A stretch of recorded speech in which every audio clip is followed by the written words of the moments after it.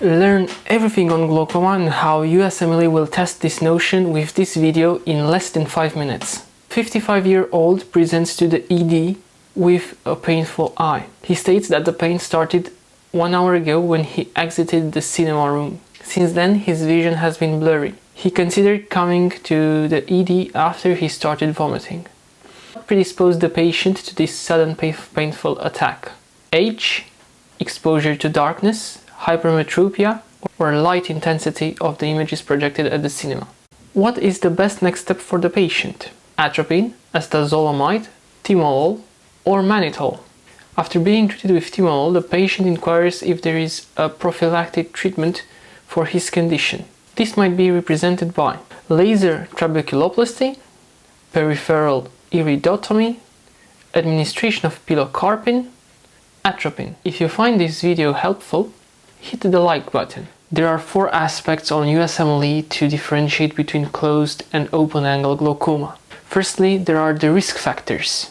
The risk factors for a closed-angle glaucoma are represented by age, usually elderly, prolonged pupil dilation, this means the patient is in darkness for a long time, or he is at an ophthalmoscopic examination with pupil dilation. Another risk factor is represented by lens dislocation. A family history of closed-angle glaucoma can be a risk factor. Lastly, anterior uveitis and hypermetropia contribute to a closed-angle glaucoma. On the other hand, there is the open-angle glaucoma. Patients are young, usually 35 years old.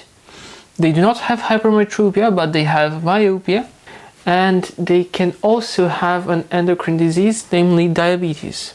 The second aspect that is important on the clinical vignettes is the history and the presentation of the patient. In the case of closed-angle glaucoma, there is sudden onset eye pain. The patient will experience headache, nausea and vomiting, and the eye will be red and with a fixed pupil. On the other hand, the presentation of open-angle glaucoma is more insidious. It presents with gradual peripheral vision loss and mild headaches.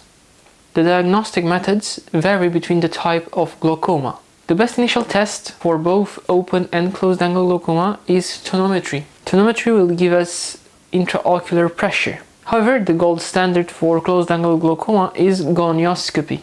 The closed-angle glaucoma is a medical emergency that is treated before diagnostic tests. Other tests that can be used for open-angle glaucoma are represented by fundoscopy, which will show a cupping of the optic disc. It will also show optic nerve atrophy. The last test used for open-angle glaucoma is a visual field testing. The common result is peripheral vision loss. The treatment for closed-angle glaucoma is an emergency. It is represented by timolol or pilocarpine. If this treatment is insufficient, then acetazolamide or mannitol can be added IV or orally. The definitive treatment as well as the prophylactic treatment is represented by peripheral iridotomy.